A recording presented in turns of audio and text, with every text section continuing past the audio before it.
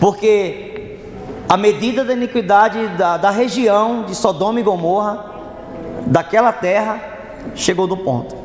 Então a gente sabe disso. E aí eu fiquei pensando, né? O que o texto indica? Eu anotei algumas coisas e eu quero compartilhar com vocês. Pelo menos 4 coisas o texto indica para mim. Que há um certo acúmulo de iniquidade que as nações têm permissão de chegar. Deus permite um certo acúmulo de iniquidade. O mundo não está ainda no ponto onde Deus vai tomar a história nas rédeas. Permite um acúmulo de iniquidade. Amém, povo de Deus? Segunda coisa que eu entendi é que a justiça divina não permite que se ultrapasse o limite daquele ponto estabelecido por Deus. Se Deus permite um acúmulo de iniquidade, igualmente a justiça de Deus, quer dizer, essa justiça santa de Deus, também não permite que a iniquidade ultrapasse determinado ponto. Isso é muito sério. Isso é muito sério. Terceira coisa que eu também percebi é que só Deus conhece o tempo quando se esgota. Entende? Só Deus conhece o tempo onde se esgota a tolerância.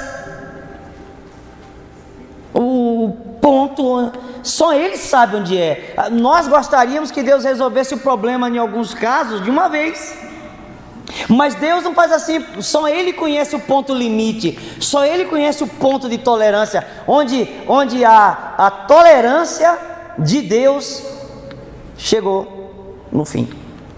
Certo? Tudo tem um limite. E por último, eu acredito que esse texto também indica que o direito de uma nação, que o direito de habitar numa terra, pode ser anulado pelo excesso de iniquidade.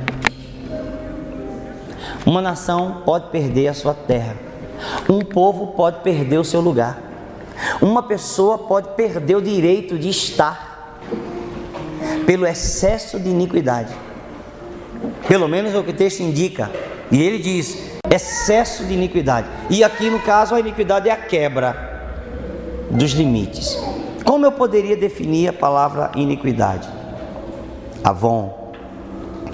Ela aparece 231 vezes no Antigo Testamento. E aí eu anotei quatro coisas também, como significado da palavra iniquidade. Escute e repita comigo. Diga: ofensa, intencional ou não, contra a lei de Deus. Entendeu?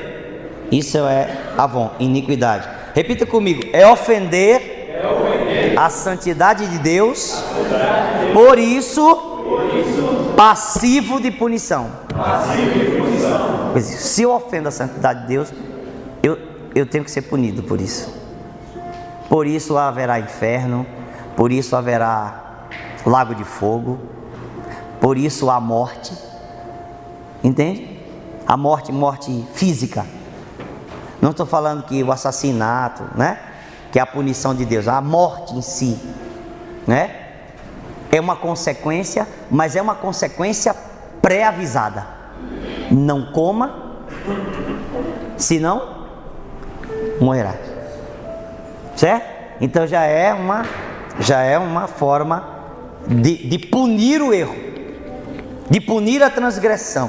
Feriu a santidade de Deus, é punível. Terceiro,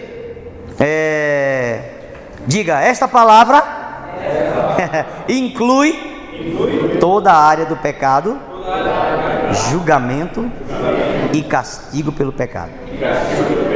Você vai repetir a última coisa comigo. Diga: a iniquidade caracteriza o modo de vida dos que estão sem Deus, e é ela que corrompe o ser humano. É assim que a Bíblia vê iniquidade.